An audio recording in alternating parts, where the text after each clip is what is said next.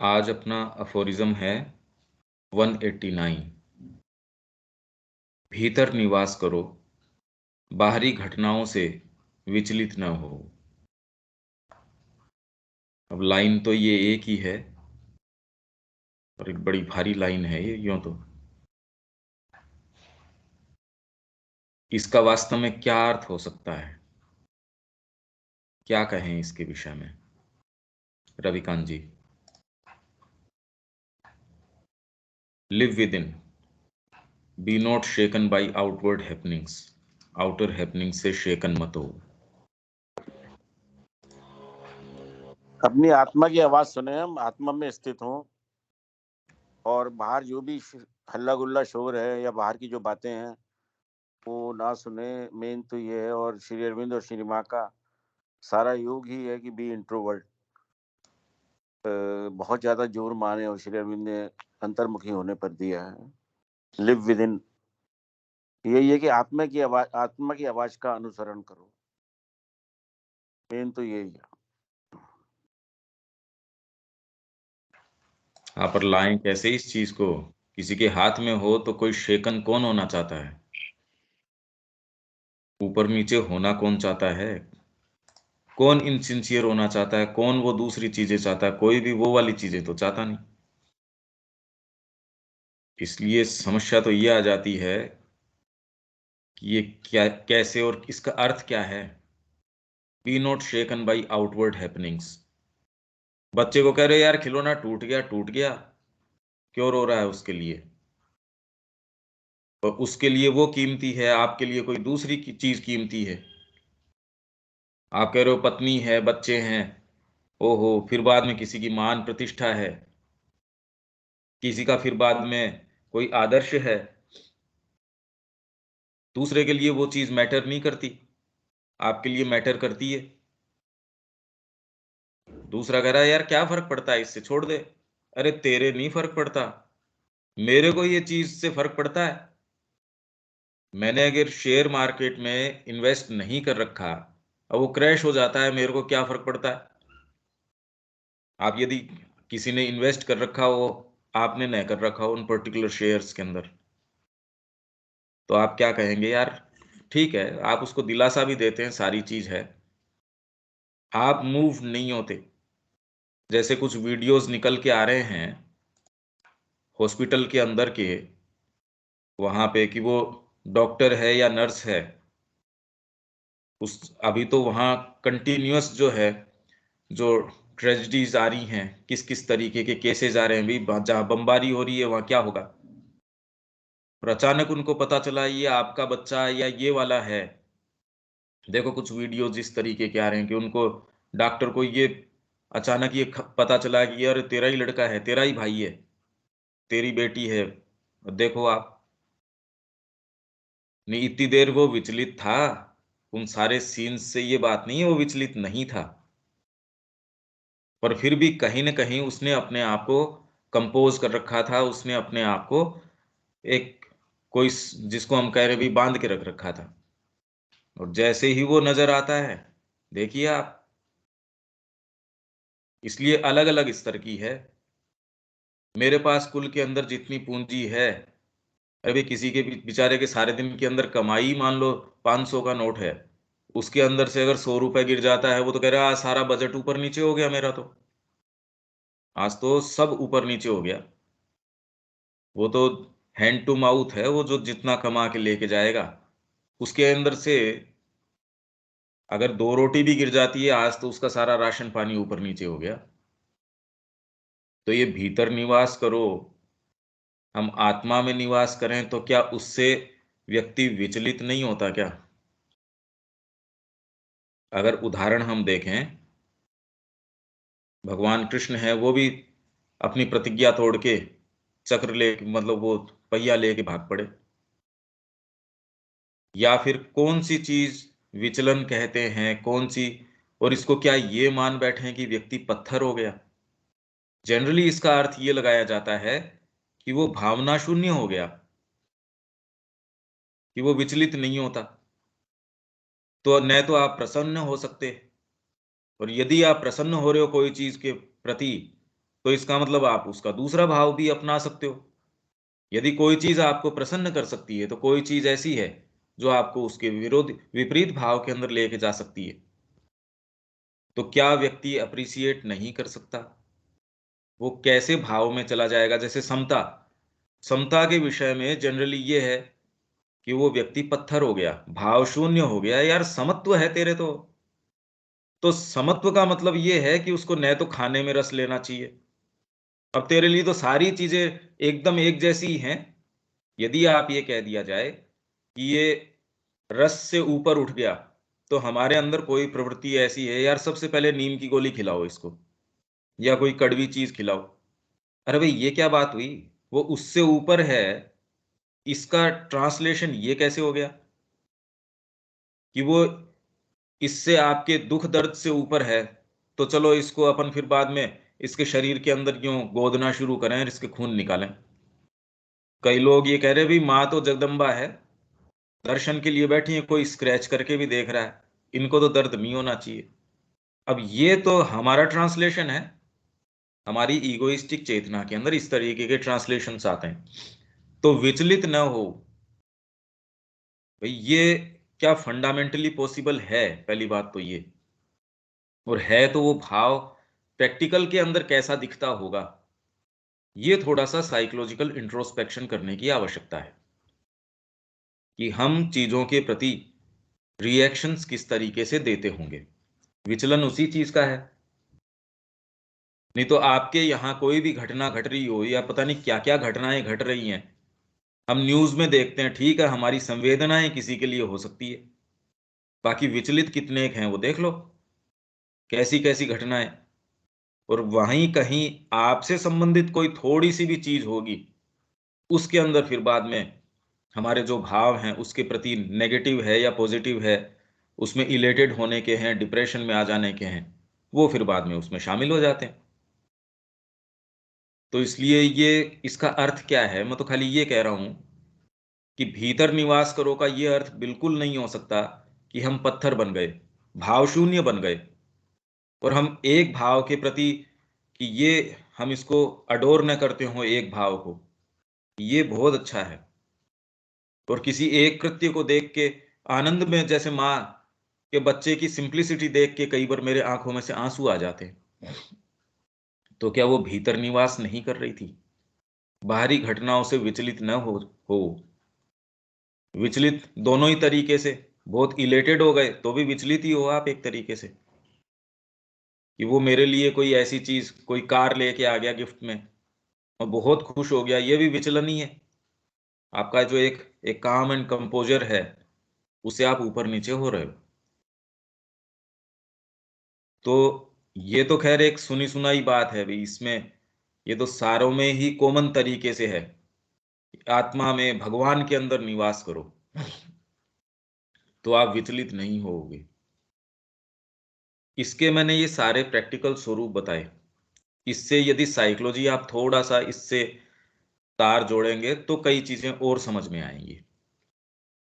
इसका मतलब भाव शून्यता नहीं है, पत्थर हो जाना नहीं है। तो फिर इसका क्या अर्थ होगा? ये आप कहें संगीत ये कैसा भी गा रहा है मेरे फर्क नहीं पड़ रहा, आपके सेंसिटिविटी नहीं है। और जिसके सेंसिटिविटी है उसके तो, जो संगीतकार भी कोई दूसरा गा रहा है उसके भी हल्का सा कहीं कोई दिक्कत होगी या कोई ऊपर नीचे होगा तो भी कहेगा अरे नहीं, नहीं, ये ठीक नहीं है। साहित्य के अंदर जो पारंगत व्यक्ति है, भाषा के लोच में से धीरे सी में भी निकाल लेगा कि नहीं नहीं, ये स्वर ये कह तो रहे हैं, बाकी इसके पीछे बात ये है। तो ज्यो ज्यो आपकी सेंसिटिविटी और ज्यो ज्यो आप एक्चुअल में भीतर निवास करते हो, तो आप चीजों का आकलन बिल्कुल सही दृष्टि से कर सकते हो। तो इनफैक्ट आनंद लेने की और विचलित होने की ये सारी प्रवृत्तियां और बढ़ सकती हैं, कम नहीं हो सकती। जब आपको संगीत का ज्ञान आता है तो सेंसिटिविटी बढ़ जाती है, साहित्य का ज्ञान आता है तो आपकी सुरुचि बढ़ जाती है, कम नहीं होती। तो ये कैसे हम मान लें कि आत्मा में जब हम निवास करेंगे तो चीजों के प्रति हमारे जो रिएक्शंस हैं, सामान्य व्यक्ति के लिए इतना इंपॉर्टेंट नहीं है, पर जैसे ही वो आध्यात्मिक जीवन और गुरु अपना लेता है, एक एक चीज उसके लिए कि एक पग भी ना, ये वाला काम तो नहीं करूंगा, ये करूंगा। वो इतना स्ट्रिक्ट हो जाता है इसके अंदर। दूसरा कहता है यार क्या फर्क पड़ता है ना, ये नहीं करूंगा मैं। माँ ने कहा अक्षरशः मैं तो वही बात करने वाला हूं, और उसमें थोड़ा सा भी इधर उधर व्यवधान आता है, देखिए कितना डीपली वो विचलित होता है। दूसरा तो समझ ही नहीं सकता कि ये भाव में क्या दिक्कत हो रही है। सहाना देवी आई, वो श्री अरविंद को पत्र लिख रही हैं, इतनी गहरे तरीके से वो विचलित है, डीपली मूव्ड है। वो कह रही है पहले मेरा भाव कृष्ण के लिए था, सहज तरीके से मैं भजन गाती थी, उनके प्रति मेरा बहुत डीप ये भाव था, और अब मैं ये देखती हूं कि वो भाव शुष्क पड़ता जा रहा है, और मेरा भाव आपके लिए जो है उन्मुक्त है। तो समस्या इसके अंदर नहीं है कि मेरा आपके लिए है, पर यदि वो इस तरीके की सतही चीज है जो कभी जा सकती है, तो अब जो महसूस कर रही हूं क्या इतना ही बाजारू हूं? तो भी बात क्या है? तो श्री अरविंद ने, माँ ने, दोनों ने अश्योर किया उनको कि यहाँ आश्रम में हम श्री कृष्ण का ही काम कर रहे हैं, हमारे और उनके काम में कोई बीच के अंदर विभेद नहीं है। तो बहुत लोगों को बड़ा शॉकिंग था ये, उस समय भी आज भी, जो श्री अरविंद की पद्धति के अंदर कुछ का ये उनका मानना है अभी श्री कृष्ण है, ये सब धार्मिकता है, ये प्रवेश मत करवाओ इसके बीच में। उस समय भी जो दिलीप कुमार रॉय को बार बार लोग कि तेरे को गुरु निकाल देंगे आश्रम से, तेरे को यहां से बाहर भेज देंगे, क्योंकि तू तो कृष्ण के भजन करता है। आप देखो इसके अंदर, इसमें तो लेटर्स हैं ही, पहले ही पार्ट में है। अब वो तो एक्चुअल में उन्होंने साधना अपना ली और असामान्य व्यक्ति थे वो। तो और हम जो कह रहे हैं उससे यदि आगे की अवस्था में देखें, भाई हम कैसे पता करें जो भी इसके अंदर आदर्श जिनको हम मानते हैं उनके जीवन से क्या रिफ्लेक्ट होता है? एक तो ये कि वो पत्थर हो जाते हैं क्या, या जो पत्थर हो जाते हैं फिर बाद में जीवन में प्रभाव क्या उसका? मेरे को कोई फर्क नहीं पड़ता, दुनिया वैसी की वैसी है, तो फायदा क्या हुआ तेरे वैसे होने का? उसकी बजाय तो तू विचलित होता, उसकी बजाय तेरे शार्प रिएक्शंस आते गलत बात के ऊपर। दुर्गा तो कभी ये वाला भाव अपनाती नहीं कि वो एकदम शांत बैठी है, असुर भी कर रहे हैं देवता भी कर रहे हैं। तो ये कुछ मैं ऐसी चीजें कह रहा हूं जो इस विषय को और इसमें जो कड़ियां हैं वो खोल देती है। इसके संबंध में अब थोड़ा सा अपने आप को इससे जोड़ के क्या कह सकते हैं दीपक?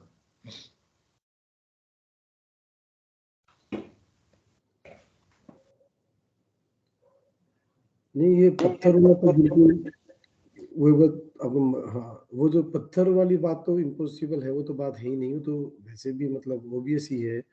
और आइडेंटिफिकेशन है अपना, तो शेरविंद ने जो बताया कि भी फिजिकल से लेके वाइटल, और वाइटल के बाद में मेंटल, और हर चीज़ से आइडेंटिफाइड रहते हैं, या अपन अपने शरीर के सुख आराम से, या वाइटल के सुख आराम से, मान प्राइड इन चीज़ों के लिए, या फिर थोड़ा और ऊपर जाते हैं तो अपने विचारों से, आदर्शों से आदमी बहुत ज़बरदस्त रूप से लगा रहता है।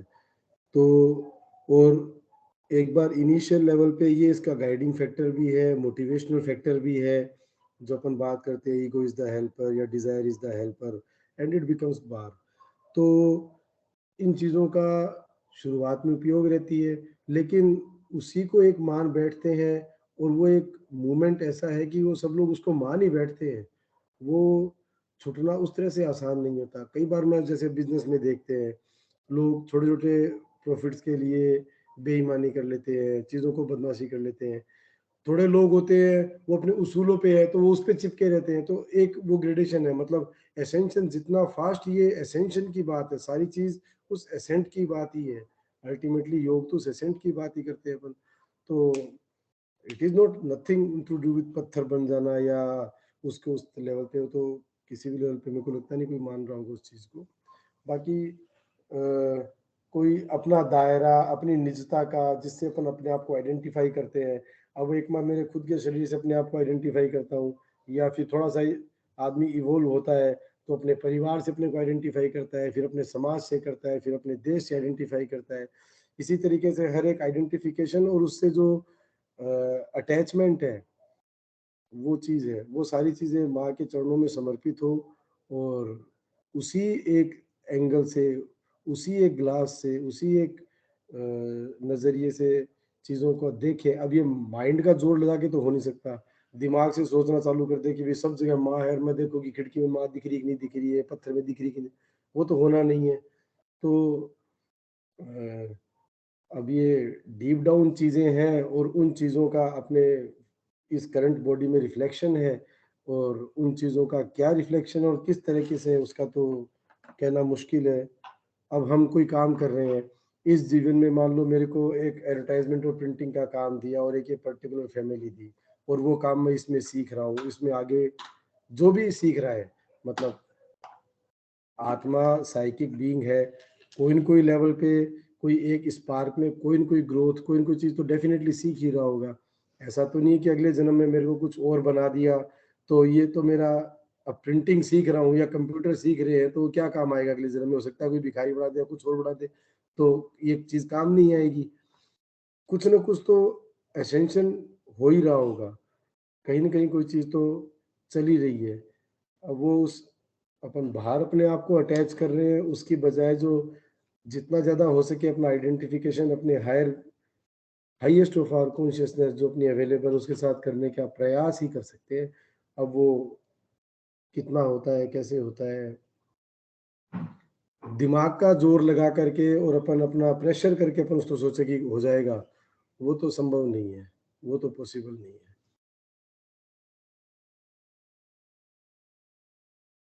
रविकांत जी कुछ और ऐड करना चाहते हैं क्या इसके अंदर? नहीं, ठीक है। बाकी इसके अंदर क्या है, भीतर का मतलब ये है कि वो निधियां यदि आपको दिख जाएं, if man could in a glimpse, वो जो आया था अपना कि उसमें क्या निधियां हैं, क्या चीजें हैं, एक बार यदि उसके अंदर स्वाद आ गया तो आपको कहने की जरूरत नहीं है। अभी क्या है कि वो स्वाद आया नहीं। दो ही चीज हो सकती है, या आपको स्वाद आया नहीं उस चीज के अंदर, या व्यक्ति के ये है कि भी मरना तो है आसान और कोई दूसरा काम नहीं कर सकता, इसमें सफल होऊं या असफल होऊं तो भी सेफ है वो, और कोई दूसरा काम कर नहीं सकता। माँ मेरे से जो करवाएगी, पर कहीं न कहीं मेरी चेतना के अंदर ये उत्तर ज़रूर उसको मिलना चाहिए कि ये माँ के निहित है और कोई दूसरा काम मेरा बीइंग कर नहीं सकता। इसमें कोई ये नहीं कि आप अपने आप को समझा रहे हो, आपको कोई दूसरी चीज़ आप कर रहे हो। उनके निहित आप जो करोगे सो करोगे। इसमें ये नहीं है कि आप कर्म में विचलित नहीं होओगे, ऊपर-नीचे नहीं होओगे, पर फंडामेंटली आप एक ऐसी चीज़ के ऊपर निवास कर रहे होंगे जिसके अंदर आपको मूलभूत तरीके से कोई हटा नहीं सकता। ये क्वेश्चनिंग नहीं आती उसके अंदर। एक तो इसका नेचर किस तरीके का हो सकता है, ये जो क्वेश्चनिंग उठती है, ये अपन कहाँ चल रहे हैं, ये क्या हो रहा है जीवन के अंदर, ये क्वेश्चनिंग नहीं। आपको जो बाहरी रूप पैदा हो रहे हैं उसके ऊपर तो कि भाई ये बात, क्योंकि आप इतनी तेज यात्रा कर रहे हैं कि उसके जो पड़ाव आ रहे हैं वो आपके लिए बिल्कुल अप्रत्याशित है। तो बाहरी प्रकृति तो जैसे माँ एजेंडा के अंदर कह रही हैं, जो भी अनुभव आ रहे हैं, माइंड चला गया, वाइटल चला गया, वहां अब जो चीजें आ रही हैं वो कह रही हैं कि मैं कोई मानसिक तरीके से इनको किसी पर्सपेक्टिव में रख दूं, वो मेरे को नहीं पता, मैं नहीं जानती। पर इसका मतलब वो नहीं जानती एक सामान्य व्यक्ति के नहीं जानने का और वो जो कह रही है उनमें अंतर है,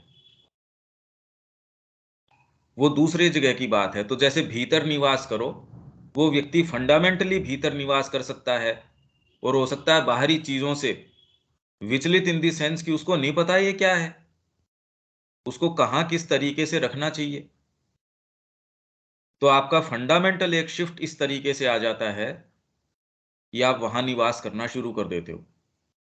और वो आपका स्थान इस तरीके का है, वो हमारी वर्तमान जितना भी ये पूरा दिख रहा है उससे पूरी तरीके से विशाल है, आनंदमय है।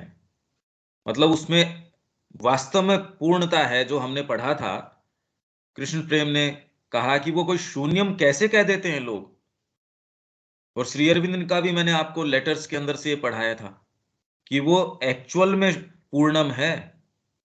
भगवान का एक एक रोम जो है वो शाश्वतता और पूरा अनंत और पूर्णम है वो। आप कैसे रिक्तता की बात और इनकी बातें कर रहे हो? हमने उस संबंध में पढ़ा था कि यदि कृष्ण न होते तो कृष्ण चेतना कहां से आती, और भागवत लिखी नहीं जा सकती थी। तो जब आपको एक्चुअल में उसको उसके अंदर फुलफिलमेंट, तब आप कहते ठीक है यार, कोई खास बात नहीं है। तब आपको फर्क नहीं पड़ता उससे। उसके बिना तो ये विचलित न हो, ये संभव नहीं है। क्योंकि माँ के उदाहरण से हम देखते हैं कितनी चीजें हैं वो बिल्कुल स्ट्रिक्ट थी उस बारे में। कोई चीज है जिसके बारे में ठीक है, कोई नहीं। तो भीतर निवास करो, ये कोई खाली एज सच नहीं। और इसका प्रैक्टिकल इम्प्लीकेशन क्या है, ये भी आप स्ट्रिक्ट इस तरीके से नहीं कह सकते। सबका अपना अपना टेम्परामेंट है। भीतर निवास करो भी कोई 1 पॉइंटेड चीज नहीं है। ये तो भीतर निवास कर रहा है, ये बाहर निवास कर रहा है। एक ही व्यक्ति, भाई चैतन्य महाप्रभु के उदाहरण से देखो, एक समय वो अपने अवतार अवस्था के अंदर है, और समय श्री अरविंद ने बहुत सुंदर वर्णन किया है।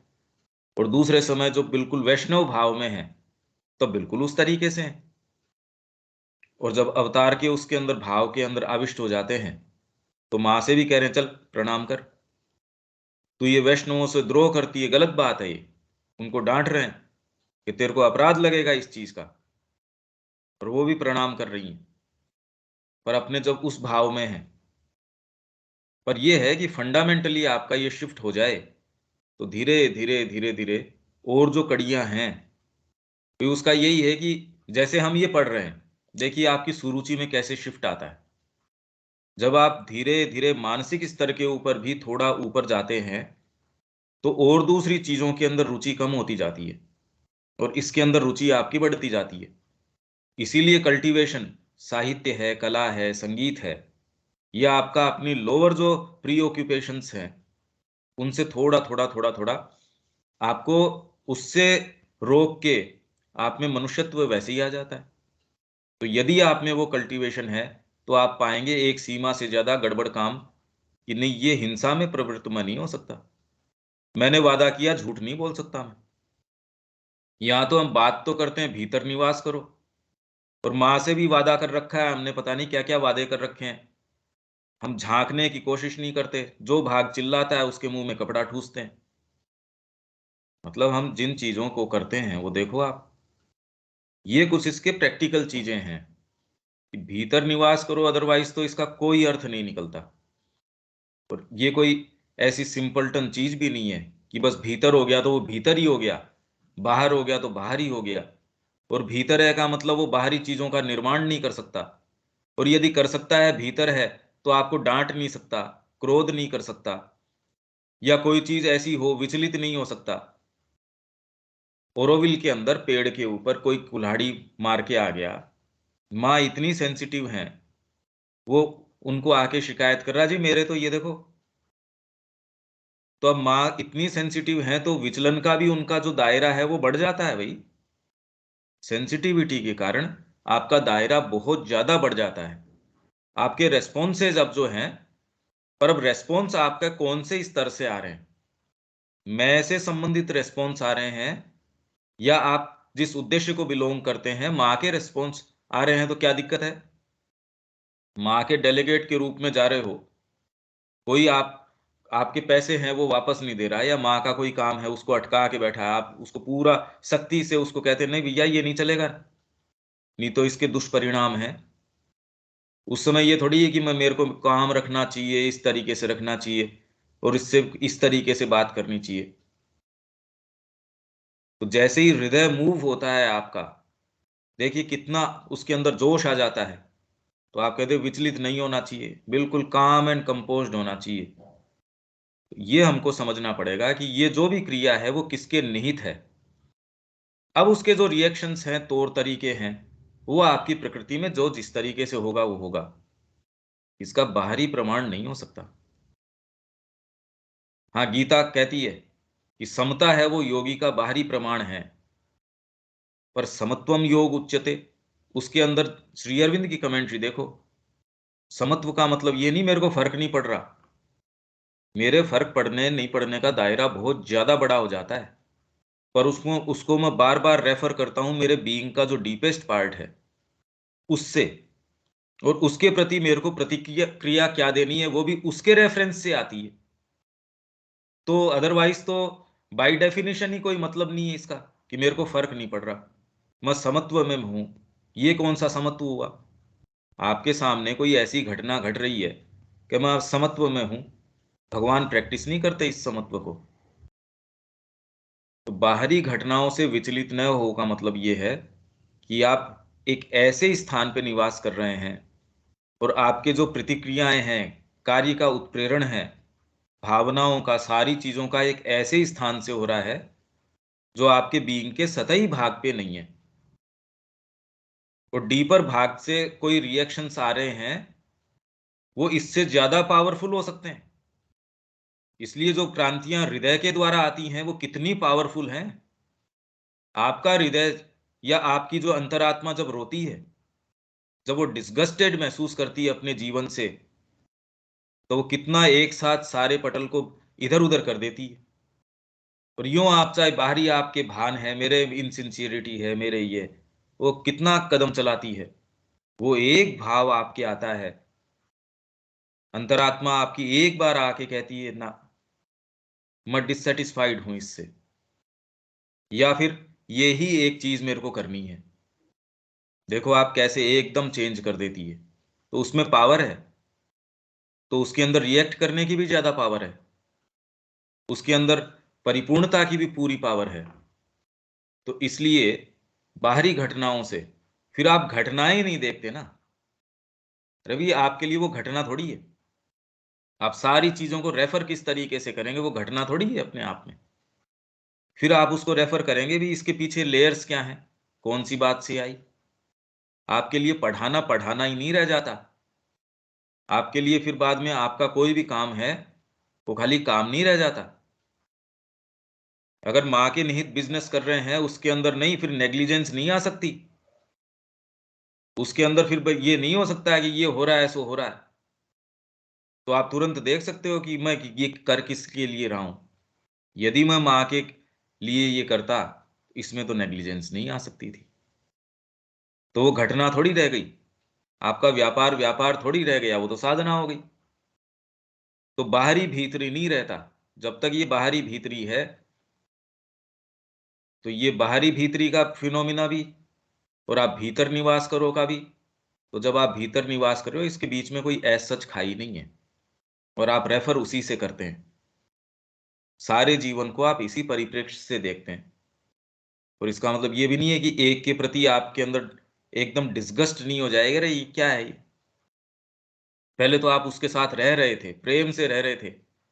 जैसे ही माँ के निहित आप चलते हो, तजिए ताही कोटि बैरिसम यद्यपि परम सने ही, कोटि बैरिसम आपको वो लगने लगता है। तो आप ये कहो यार ये तो भाव ठीक नहीं है, ये ही ठीक हो जाता है फिर बाद में।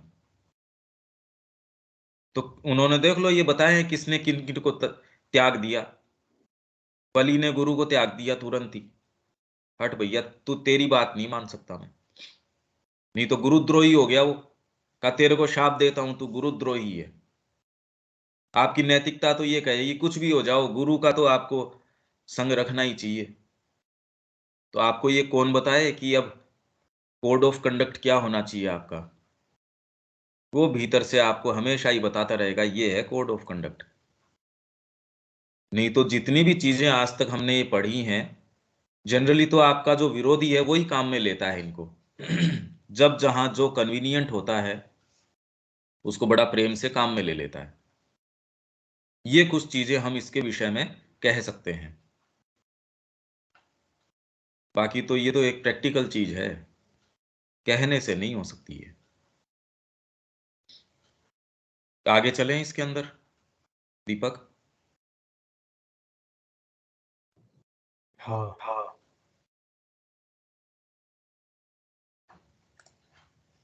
स्वार्थपरता आत्मा को मार डालती है, इसे नष्ट कर दो। परंतु ध्यान रहे कि तुम्हारी परोपकारिता दूसरों की आत्माओं को न मार डाले। बहुत प्रायः परोपकारिता केवल स्वार्थ का ही उदात्ततम रूप होती है। अब इसके बारे में आप क्या कहेंगे? पहले रविकांत जी, ये 25 और 26, इसमें एक एक शब्द के ऊपर जाइए कि उसके पीछे क्या क्या निहित है, कैसे मार डालती है ये। क्योंकि लिख दिया और हमको इसको अप्रूव करना है या अपनी कंसेंट जतानी है, ये नहीं। ये तो सारी साइकोलॉजिकल प्रक्रियाएं हैं। क्या मतलब है इसका? वो अलग बात है, परोपकारिता दोनों चीजें अलग अलग चीजें हैं। स्वार्थपरता में तो आदमी सेल्फ सेंटर्ड हो जाता है। ये स्वार्थपरता पे पहले हम बात कर चुके हैं कि 3 जो बातें माने कही थी, स्वार्थपरता ही एकमात्र शत्रु है। और ये स्वार्थ अपने अपने बारे में सोचना, दूसरा दुनिया भाड़ में जाए, ऐसा ये स्वार्थपरता है। ना ना, ये नहीं है। आप दूसरे के ऊपर परोपकार करके अपने सेल्फ सुपीरियोरिटी उस भान से और ज्यादा भर जाते हैं। इसलिए जो फिलंथ्रोपिस्ट है वो और ज्यादा अपनी सुपीरियोरिटी के भान से भर जाता है। तो ये वाली जो चीज है भाई, किसी को खाली लेने के अंदर सुख मिलता है, किसी को देने के अंदर उससे बेटर सुख मिलता है। तो आप ये कहते हैं अरे ये वाली चीज छोड़ के इसके अंदर ज्यादा सुख मिल रहा है, पर उससे वो कोई स्वार्थपरता नहीं रही, ये नहीं है। क्योंकि स्वार्थपरता ही एकमात्र पाप है। तो इसका हमने विवेचन किया था, अगर आपको याद हो। तो स्वार्थपरता ये थोड़ी थी कि मेरे को ही मिल जाए। बिजनेस में भी आप देखते हैं कि एक ज्यादा बड़े गेन के लिए आप उसको ये कहते हैं ले भैया तेरे को ये दे देते हैं। किसी डीलिंग के अंदर भैया उसको ये दे दो, और बहुत बड़ी डील आपकी क्रैक होनी है, उसमें आप क्या क्या नहीं। दूसरा कहता है देखो ये तो परोपकारिता है। आप जानते हो इसमें कोई परोपकारिता नहीं है। टैक्स बचाने के लिए सबने ही, ये कॉरपोरेट्स हैं, उन्होंने लगभग कोई ना कोई चैरिटी का या कोई सा एक काम खोल रखा है, अपना ट्रस्ट खोल रखा है, और उसके नाम से इतनी इतनी चैरिटी करते हैं, ये करते हैं। कुछ है वो इस कारण से नहीं, पर उनको अपनी जो ये मान बढ़ाई है, इनफैक्ट जिसको हम एसेटिसिज्म कहते हैं, तपश्चर्या, वो भी वाइटल की ही चीज है। अब बताओ, ये तो माँ कह रही है ये बात, ये जितनी भी असेटिक प्रैक्टिसेज हैं उससे आपकी वाइटल को इतना सुख मिलता है, सामान्य व्यक्ति को तो वो कीड़ा मकोड़ा समझता है। ये बातें तो कर रहा है, ये जीभ पे इसके उपने बस ही नहीं है। कॉल तो किया था इसने भगवान से कि मैं आपका काम करूंगा, मैं यहां रहूंगा, या मैं आपके निहित इस तरीके से करूंगा। अब देख लो, इसको संभाल लो, अब क्या कहें। तो व्यक्ति, कोई जरूरी नहीं है कि मैं के ऊपर ऐसा सच, और वो मैं किसको कहता है और आपको पता ही नहीं चल सकता ना, जब तक ये फंडामेंटली शिफ्ट नहीं आता। वो हमने वेद का पढ़ा था इसके अंदर कि आपका जो विजन है, आप जहां से लेके चलते हैं, यदि वो फॉल्स स्थान से लेके चलते हैं, तो आपके पूरे जीवन को, कर्म को, भाव को, सत्ता के सत्य को, सबको फॉल्सिफाई कर देता है। ये सेंट्रल नोशन ऑफ वेद है। हालांकि यहां जो कह रहे हैं वो तो अब पता नहीं वो कितनी गहराई से कह रहे हैं, पर हम तो इसको जितनी गहराई तक लेके जा सकते हैं उतना ही हमारे लिए लाभ है इसका। आत्मा को कैसे मार डालती है ये? स्वार्थपरता का अर्थ क्या है? मेरे को ही भोजन मिल जाए, मेरे को ये मिल जाए, कोई जरूरी नहीं है ये भाव हो। सबको बांटो भाई, इससे कोई स्वार्थपरता से आप एनी हाउ। पर यहां जो ये परोपकारिता और स्वार्थपरता ये कह रहे हैं, अब इसका कहां तक क्या अर्थ कर सकते हैं, और आत्मा को कैसे मार डालती है, कैसे मार डालेगी, इसका कोई हम उदाहरण दे सकते हैं क्या? इसको थोड़ा सा साइकोलॉजिकल विवेचन करें तो हम बेटर होगा इसके अंदर। हाँ रविकांत जी, क्या इसमें अब मैंने कुछ क्लियर किया है बस इसको कि भाई ये क्या हो सकता है। हाँ, मतलब वो क्लिक नहीं कर रहा है कि आप क्या कहना चाह रहे हैं। स्वार्थपरता तो एक तो आपने खुद, ये तो है ही कि हम सेल्फ सेंटर्ड हैं और अपने ही लिए करते हैं। इसमें क्या है ना, जो परोपकारिता है, वो परोपकारिता भी हम स्वार्थपरता के हिसाब से करते हैं कि हमारे मन में खुजली होती है, उसको मिटाने के लिए अपना एक्चुअल जो परोपकारिता होती है वो तो हम करते नहीं है। हमारी जो मन में जो भावनाएं तरंगे होती हैं, उनको शांत करने के लिए हम परोपकारिता करते हैं। ये मैं कई बार इस बात को फील कर चुका हूँ। जो सच्चे दिल से परोपकारिता होती है वो हम नहीं करते हैं, या करते हैं, मगर जो हम जनरल बात कर रहे हैं कि ऐसा नहीं है कि मैं नहीं करता हूँ, हम करते हैं, सच्चे दिल से भी करते हैं। और तो दोनों एक दूसरे से अगर देखें जाए तो कोरिलेटेड हो गई। स्वार्थपरता और परोपकारिता ये कोरिलेटेड है। हमारी ज्यादातर जो परोपकारिता है वो स्वार्थपरता पे आधारित हो जाती है। हम परोपकारिता वो करें जो हमारी स्वार्थपरता पे आधारित ना हो, ये वो कहना चाह रहे हैं। दीपक, ये दो जो है ना, 225 और 226, ये 225 226 मतलब बहुत इसमें क्या है, जैसे ये जो बात है परोपकारिता की बात, जैसे कि रविकांत जी बता रहे हैं, जैसे बात कर रहे हैं, पर मतलब परोपकारिता ऐसे करें या परोपकारिता वैसे करें, वो वाली बात नहीं है। कारण क्या है कि एक तो जैसे परोपकारिता मतलब दूसरे के लिए कुछ भला करना, अपने हिसाब से किसी को सोचता है कि मैं किसी को खाना खिला दूं तो भला हो गया, किसी को ये कर दूं, पढ़ा दूं, फीस जमा करा दूं। पहली चीज तो माते तो हमेशा इसको फिलेंथ्रोपी को हमेशा डिस्करेज किया है, क्योंकि अगले की आत्मा का क्या गंतव्य है, क्या चीज है, अपने को कुछ पता नहीं होता है। उसके लिए तो मतलब बहुत जबरदस्त विशाल दृष्टि हो, क्योंकि भगवान तो सबसे बड़ा परोपकारी है। वो तो सबके लिए सब कुछ बेस्ट अरेंजमेंट हो सकता है, वो ऑलरेडी कर रहा है। तो उसमें अपन उसमें बीच में माथापच्ची करने से फायदा नहीं है। तो वो परोपकारिता वाली बात नहीं। हाँ, ये जो सेकंड लाइन जो ये है, ये बड़ा अनट्रोडन है। ये फर्स्ट टाइम मतलब आया है। इसको इसके ऊपर गुड अपॉन करें कि मतलब परोपकारिता दूसरों की आत्मा को न मार डाले। मतलब ये जो लाइन है ये अनट्रोडन है। मैंने कभी इसको इस एंगल से कभी इस पे इतने सालों में कभी ये लाइन सामने भी नहीं आई।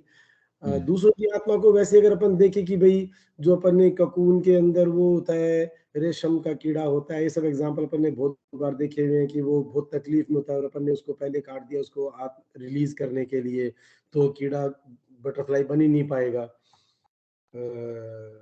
जो स्टोरी है ना, वो कपूर में होता है तो बहुत दुख पाता रहता है, अपने चारों तरफ वो रेशम बनाता रहता है। तो उसको वो बीच में ही हाफ राइट बीच में निकाल दे उसको, उसमें से काट के, तो मर जाएगा। अदरवाइज वो उसमें एक सुंदर बटरफ्लाई बन के तकलीफ से बाहर निकल के आता है। तो जो परोपकारी एंगल हो जाए कि देखो कितना तकलीफ में आ रहा है, क्योंकि उसको पूरी पिक्चर का पता नहीं है। तो अब आत्मा के साथ में कैसे रेफर है, फिजिकली तो अपने को पता है कि भाई अपन किसी को कोई भिखारी है उसको ज्ञान सब लोग देते हैं, अरे तू ये भीख क्यों मांग के खाता है, काम कर, 2 पैसे काम करने के लिए ले। तो ये आज के 15-20 साल 25 साल पहले तक होता था कि ये भिखारी तुम कुछ काम करके पैसा ले लो। तो भिखारी ने क्या एटीट्यूड अपनाया, वो हाथ में एक गंदा सा कपड़ा ले लिया और आपकी गाड़ी ये कपड़ा मार, देखो हमने आपकी गाड़ी साफ कर दिलाओ, अब तो 2 रुपए दे दो। ठीक है, अब लोग इससे त्रस्त हो गए, तो लगे ना उनको सब बोला कोई सामान खरीद लो इनसे, तो वो खड़े होके सड़क के किनारे पे सामान बेचते थे, तो उनसे लोग सामान खरीदने लग गए। तो ये तो क्या है कि ये सिर्फ वही चीज एंड अप होने वाली है। परंतु ये अगेन ये आत्मा को मार दे, आत्मा के लेवल पे किस लेवल पे जाएगा, ये तो कभी अनट्रोडन लाइन है। मतलब हाँ, फिजिकली अपने को समझ में ही आ रहा है कि भाई कोई बच्चा है उसको अपन ने परों को तो बैठा रहे, आराम से बैठा रहे, खाता रहे, तो उसका फिजिकल ग्रोथ नहीं होगी। कोई वाइटल में फंसा हुआ है तो उसके लिए अपन ने कुछ बोला, तो वो उसके उसको ये बोलते कि नहीं तू डिप्रेशन में मत आ, तू मेहनत कर, फाइटिंग स्पिरिट रख, 2 बार एग्जाम में फेल हो गया तो क्या हो गया। इस लेवल पे तो ठीक है। अगेन वही बात है, आत्मा को कैसे मार डालता है, ये आइडिया नहीं भाई है इससे। इसके अंदर एक तो माँ क्या कहती है, हालांकि बहुत ज्यादा उसमें कुछ कह नहीं रही माता जी, मैं ये शेयर कर देता हूँ। स्क्रीन मिल रही है ना? हाँ, मिल रही है। 226 ये कह रहे हैं, selfishness kills the soul, destroy it, but take care that your altruism does not kill the souls of others. आपका जो altruism है वो दूसरों की souls को न मार डाले. Very usually, altruism is only the sublimest form of selfishness. Selfishness का sublimest form है. How can altruism kill the soul of others? By helping others materially. Altruism का मतलब ये कह रहे हैं कि materially आप किसी को कुछ दे रहे हैं if at the same time you want to impose your own viewpoint on them. आप अपना व्यू पॉइंट उनके ऊपर इम्पोज करने की कोशिश करते हो. You will kill their soul because moral and social rules can be no substitute for the inner law which each one must receive from his soul. अब इससे कोई विशेष बात ऐसा समझ नहीं आती. देखिए, मतलब जब आप मेटीरियली किसी को हेल्प कर रहे हैं तो उसके साथ ही साथ if at the same time you want to impose your own view point on them, साथ ही आप अपना व्यू पॉइंट उसके ऊपर थोपते हो, तो क्या ऐसा होता है?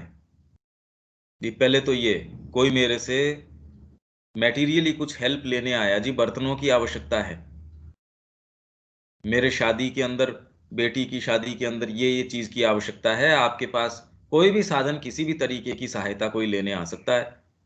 और जो संपन्न है, जिसके पास सक्षमता है, भी मेरे पास 2 गाड़ी खड़ी है, तो कोई मांगने आएगा. मेरे पास अगर गाड़ी नहीं है, मांगने कहां से आएगा?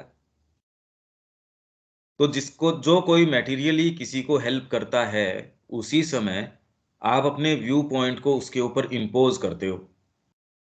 You will kill their soul. अब ये वाली बात माँ किस एंगल से कह रही होंगी?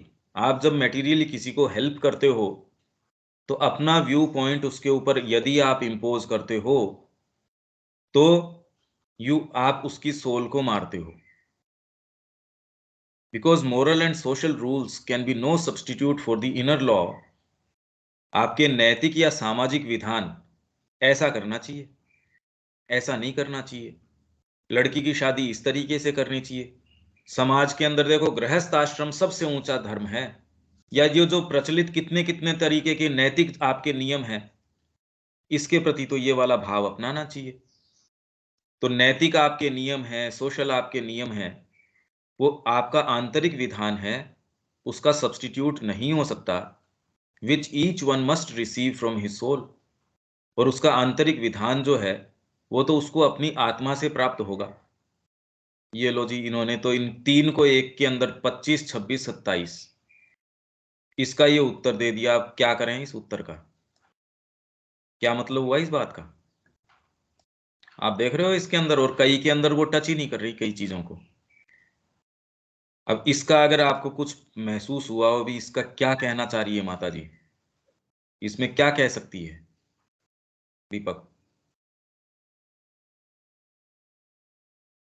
इसमें मतलब वो बात ठीक है, जैसे अपन अपने व्यू पॉइंट से ही करते हैं, किसी को भी परोपकार कर रहे हैं तो वो we can also say like a soft corner होना, एक लेवल मोह होना, वो सारी चीजें उसी एंगल से है, उस स्वार्थपरता के ही मतलब भद्दे और क्रूड उस तरह के फॉर्म्स ही हैं. पिता सोचता है मेरे बेटे को तकलीफ नहीं हो, उसको लॉफ्टी हैंड्स में रखने की कोशिश करता है. मेरे समाज में मेरे नहीं भाई नहीं, ये हैं, तो यहाँ वाले ही लोग सोचते हैं. ये जो मैं बोलूं सर? एक सेकंड पहले वो दीपक की कंप्लीट कर लेते हैं. वो तो यहाँ वाले ही हैं, बाकी न तो पहले राजाओं में ये चीज थी, वो तो हाँ कड़ी से कड़ी आज भी कंडीशंस के अंदर उनको भेजते थे. और जो माएं सोचती है भी इसको अपने को नहीं नहीं इसके परेशानी नहीं होनी चाहिए, तो एक तो ये बात तो डेफिनेटली इसके अंदर निकल के आती है उसकी आत्मा कि को मारती है. हाँ, आत्मा को मार डालती है. स्वार्थपरता आप जो है आपकी आत्मा को मार डालती है, दूसरे वाली को नहीं. हाँ हाँ, आपकी ही आत्मा को मार डालती है, क्योंकि आपका रॉन्ग आइडेंटिफिकेशन है. उसकी भी तो मार देती है, उसकी आत्मा को परंतु भी मार देती है. हाँ नहीं, स्वार्थपरता एक चीज हो गई, ऑल्ट्रुइज्म आप ये कह रहे हैं. ध्यान हाँ रहे तुम्हारी परोपकारिता दूसरों की आत्माओं को न मार डाले. हाँ इसका एक उदाहरण तो हम दे सकते हैं, पिताजी प्रेम से उनको सबको भरण पोषण कर रहे हैं, मैंने अपने बच्चों पे आंच ही नहीं आने दी, आंच नहीं आने दी तो तूने तो उसको वेजिटेट करवा दिया, वो तो किसी काम का ही नहीं रहा। उसकी आत्मा मर गई। मतलब हल्का सा भी उसके ऊपर हीट आएगी, वो तो कुलमुला जाएगा, मर जाएगा वो। जी हमारे इतनी इतनी बड़ी ये बेटियां हो गई, अरे तो यार मतलब इनको क्यों सड़ा रहे हो, या बेटा हो गया, इसको हमने बिल्कुल देखो तकलीफ दी ही नहीं, उसको पता ही नहीं, वो तो गाड़ी के अंदर जाता है, गाड़ी में आता है, 2 गाड़ियां आगे चलती है, 2 पीछे चलती है। अरे यार ये क्या बात है, न उसको वजन उठाने का सेंस है, न कोई किसी से एटिकेट का सेंस है। वहां उनको इस चीज का सेंस है, वो कह रहे होगा प्राइम मिनिस्टर इसका बेटा है, जा तेरे को जो तेरे सेमेस्टर के लिए खुद पैसा इकट्ठा कर। तो उनको कोई वो दिक्कत वाली बात नहीं है, वो गाड़ियां साफ करते हैं, सड़कें साफ करते हैं, बर्फ हटाते हैं, सारा काम करते हैं, अपना पैसा कमाते हैं। तो जितना ही मजबूत सवाल आप बच्चे को देते हो उतना ही आप तैयार करते हो उसको, और जितना ही आप उसके ऊपर अम्ब्रेला बन के उसके ऊपर छाए रहते हो उतना ही आप उसको नष्ट कर डालते हो। तो ये जो परोपकारिता का सेंस है, पर माताजी तो बिल्कुल ऐसी बात कह रही हैं कि आप अपना व्यू पॉइंट उसके ऊपर थोपते हो। मेटीरियली आपसे कोई चीज कोई अपेक्षा करता है, हम व्यू पॉइंट क्या उसके ऊपर थोपते हैं पता नहीं, कि हम अपना जो व्यू पॉइंट है या अपना नैतिक, हमने जो जो चीजों को सही मान रखा है उसके साथ वो भी उसको देते हैं। भाई इसमें ये बात तो हमने माँ का जो सत्यारोहण नाटक है उसके अंदर पढ़ी कि फिलेंथ्रोपिस्ट है, पर इसमें तो ऑल्ट्रुइस्ट है, इसमें मामूली सा फर्क है। फिलेंथ्रोपिस्ट सबसे पहले रुक जाता है इस आरोहण के अंदर, आप सबको ये ध्यान होगा। वो कहता है अभी दोस्तों मैं इससे आगे नहीं जाऊंगा क्योंकि दुनिया दिख ही नहीं रही, जब दुनिया ही नहीं दिख रही तो मैं कौन से सत्य को देखने जा रहा हूं, इसलिए मैं यहीं रुक जाता हूं। तो जिसमें परोपकारिता का भान है। दूसरी चीज इसमें इन्वॉल्व क्या है, आप ये मान के चलते हैं कि परमात्मा नहीं कर सकता, ये तो मैं करूंगा। वही तो, परमात्मा तो सबसे बड़ा फिल्म है ही। तो ये नहीं, वो ये मान के चल रहा है उसको कहीं ना कहीं कि जो चीज वो नहीं कर सक रहा हाँ, वो वो उससे मैं बेटर मैं कर सकता हूं, हाँ, उसकी व्यवस्था ठीक नहीं है, मैं हम्म, उससे बेटर इसमें कुछ कर सकता हूं। इसलिए परोपकारिता, और ये भी नहीं है जो इस मार्ग में है कि वो किसी के लिए नहीं देते होंगे, इनफैक्ट उनका दायरा बढ़ जाता है, लोग उनके इसका एक पास। बहुत, बीच में रोक रहा हूँ, इसका एक बहुत रिसेंटली मेरे को एक ऐसा उदाहरण मिला किसी के साथ में, कि मैंने कहा तू क्यों दिमाग लगा रहा है? राम जी ने व्यवस्था कर रखी है ना। बोला नहीं, राम जी ने मेरे को निमित्त बना करके इसको सही करने के लिए बोला हुआ है कि इसका काम ऐसे करना चाहिए। तो हाँ, मतलब ये नहीं है कि वो गलत नहीं हो सकता, या वो गलत है या वो सही है, मतलब इतने 1 लाख तरह की बातें हैं इसमें, मतलब ये कुछ भी नहीं कह सकते कि कैसे कौन सी चीज किस लेवल पे है। इसीलिए हम तो इसमें उदाहरणों की बजाय इसके साइकोलॉजिकल फंडामेंटल्स में चल रहे हाँ, हैं। हाँ, इसीलिए मैं कह रहा हूं कि इसको साइकोलॉजिकल प्रक्रिया से जोड़िए।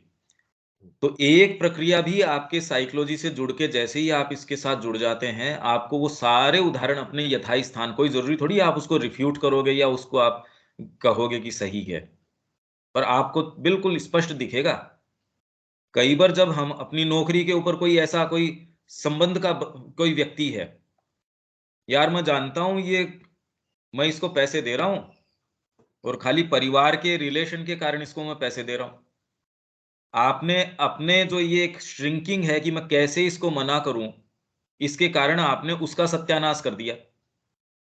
आपने उस व्यक्ति का, जैसे ये चैरिटी वाली जितनी भी ये योजनाएं हैं आजकल, इनके खाते के अंदर इतने इतने पैसे पहुंचा दो, तो उसने ये लगभग ने ये मान लिया कि भी ठीक है, इतने की शराब तो या इतने इतने ये काम तो हमको एक लाइसेंस हो गया इस चीज का, इससे ज्यादा अब इतने को तो वो मान बैठा। इससे आज तक कोई ऐसा सच कल्याण हुआ हो इन चीजों से तो आप देख लो, भाई प्रैक्टिकल में इसके क्या इंप्लीकेशंस हैं वो देखो आप। किसी को होमवर्क दिया करने के लिए, दूसरे में यदि ये है कि मैं सबकी सहायता करूं, चल मैं तेरे को तेरा होमवर्क करवा देता हूं, चल मैं तेरे को ये करता हूं, बाद में वो व्यक्ति महसूस करेगा अरे जिसको कोई सहायता नहीं करी गई। हाँ, सहायता मतलब ये है कि आप कि अंदर कोई अयोग्यता है या कड़ी बनाने में दिक्कत आ रही है तो वो समझाने तक तो ठीक है, पर आपकी रेस भी मैं ही दौड़ लेता हूं, आपका ये काम भी मैं कर लेता हूं, तो उसको जो उसका आनंद है वो भी खत्म हो जाएगा। भाई यदि मैं आपका भार उठा लेता हूं तो भार उठाने का या चैलेंज लेने का या उस ऑर्डियल से गुजर के निकलने का आपकी आत्मा के अंदर जो डीप आनंद आ सकता है कोई भी चीज का, समर्पण का, आहुति का, या कोई भी इवन मेहनत करने का, आप जब खुद को अप्लाई करके एक छोटा सा पैराग्राफ भी लिखते हो, देखो उसके अंदर कितनी बात है। और यदि मैं आपसे यह आनंद छीन लूं परोपकारिता के नाम से, तो आत्मा को मार डालना हुआ ही। चाहे ये बाहरी स्तर पे लागू करो और चाहे भीतरी स्तर के ऊपर लागू करो। तो कई बार क्या करते हैं, अरे यार इतना मुश्किल इसने होमवर्क दे दिया, चल दूसरों से करवा लेते हैं। माँ बाप भी उसका होमवर्क कर रहे हैं या कोई उसका काम कर रहे हैं, या उसको नौकरी के अंदर उसको भेज दिया, नहीं जाना यार तेरी खुद ढूंढ, उसको जा रहे, नहीं नहीं ये कैसे जाएगा, नहीं नहीं ये कैसे करेगा, और वो जीवन में बिल्कुल छुई मुई बन जाता है। तो ये बिल्कुल उसकी संभावनाओं को भी, आत्मा को न मार डालो, मतलब आनंद लेने की उसकी जो डेप्थ है कहां से आएगा उसको। गंभीर चैलेंज के सामने कुछ भी हो कोई फर्क नहीं पड़ता, नहीं तो आपको छोटी सी चीज से फर्क पड़ जाएगा। और परोपकारिता केवल स्वार्थ का ही उदात्ततम रूप होती है, ये तो हम बात कर ही रहे हैं। ये तो पहले भी मैंने कहा कि आपको कई चीजों से श्रिंकिंग होती है, किसी का खून देख के आपको ये आपको महसूस होता है, तो आप ये कह रहे हैं भैया इसको दो, इसको पट्टी करो, मतलब ईमानदारी से आप वास्तव में ये देख के आपको विचलन होता है। मेरा बेटा है वो इसके अंदर गड्ढे के अंदर गिरा और एक्सीडेंट से मर गया, तो अब वो पूरे वो कह रहे हैं वो गड्ढे ही भरता आ रहा है। ठीक है, पर हम तो साइकोलॉजिकल मूवमेंट देख रहे हैं उसके पीछे, हम ये नहीं कह रहे उसका काम गलत है या सही है क्या नहीं है, पर इसके पीछे जो मूवमेंट है वो वास्तव में कहीं ना कहीं मेरे जो सरफेस सेल्फ है उसी से संबंधित है, उसका कोई डीपर सेल्फ से कोई लेना देना नहीं है।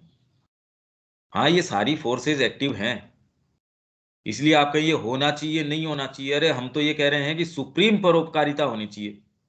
ग्रेटेस्ट बेनिफैक्टर्स ऑफ ह्यूमैनिटी कौन है, जो वास्तव में माँ से जुड़े हुए, वो आपको अगर कोई चीज अपनी उपस्थिति मात्र से दे देते तो दूसरा कहेगा इस उपस्थिति से पेट नहीं भरता ना। पर आज तक भी इस संस्कृति के अंदर, विवेकानंद जी ने कहा एक संस्कृति ऐसी है जिसने इतने करोड़ लोगों का एक का निवाला नहीं छीना, इसने जब शक्तिशाली थी तो भी किसी के ऊपर आधिपत्य करके एक निवाला नहीं छीना।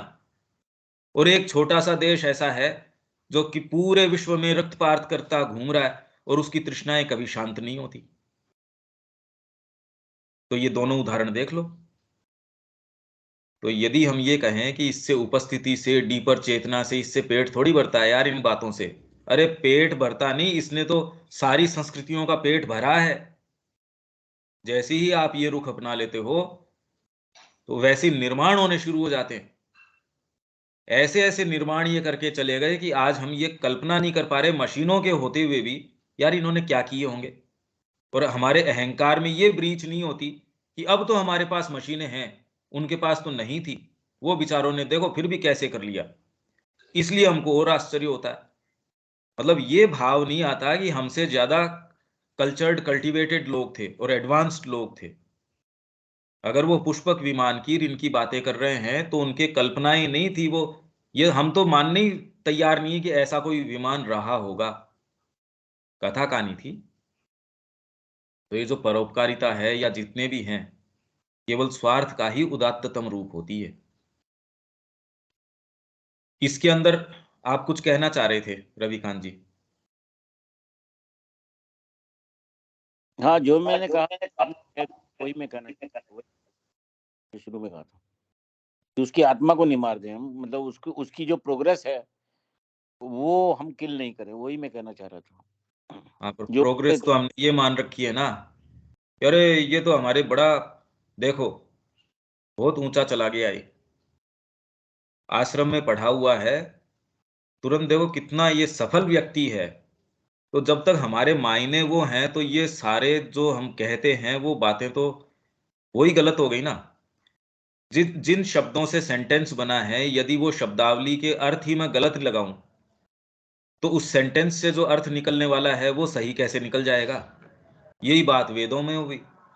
इसलिए श्री अरविंद कह रहे हैं कि पिछले 2000 वर्षों से, बाहरी तो कोई छोड़िए, अपना भारतीय भी कोई है, जबकि उसके अंदर 2000 वर्षों में, अब तो मान लीजिए जिनको संस्कृत पे ज्ञान नहीं होगा या जैसे भी होंगे, पर यह आक्रांता आए उससे पहले तब तक भी जो रिकॉर्ड मिलता है, कैसे कैसे प्रकांड व्यक्ति, और आज भी आप साउथ में जाएंगे, उनका कितनों का तो कमांड है भाषा के ऊपर और के ऊपर।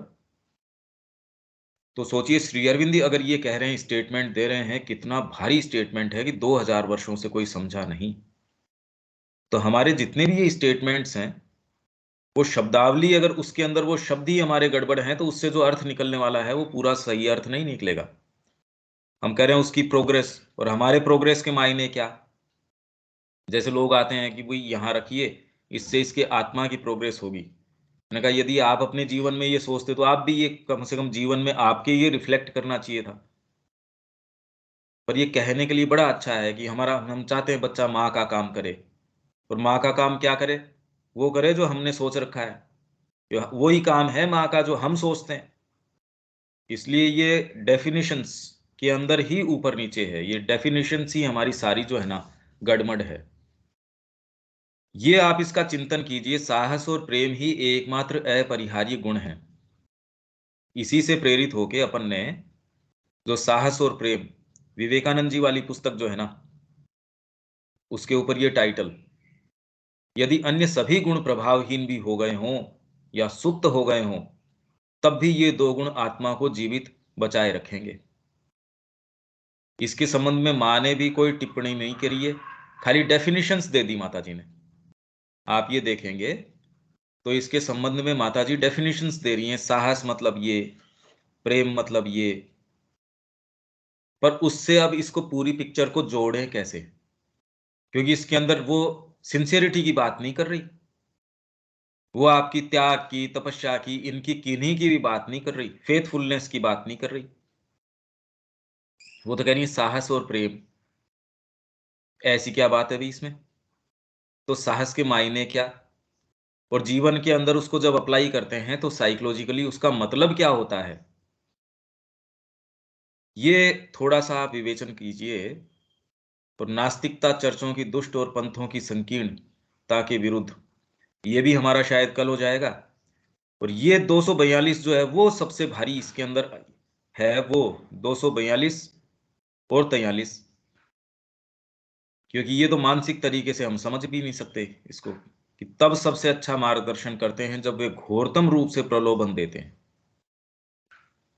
जिसने प्रलोभन ये महसूस नहीं किया, या ये जो क्रूरता पूर्वक दंड देते हैं वो दंड को महसूस नहीं किया, और यूं तो दंड आम व्यक्ति भी कह रहा है दंड है मेरे को, तो यहाँ शुल्क है किसी भी चीज का, वो नहीं, ये हम कल लेते हैं। आप थोड़ा सा इसके विषय में चिंतन कीजिए। माँ श्री अरविंद ने जो जो इन शब्दों के विषय में जहां जहां कह रखा है, उससे यदि कोई पिक्चर बन सकती हो तो कोशिश कीजिए। कल इसको फिर हम पकड़ लेते हैं, यहाँ इसको विराम देते हैं। ठीक है, ठीक है दीपक। हाँ ठीक है। जय श्री माँ। जय श्री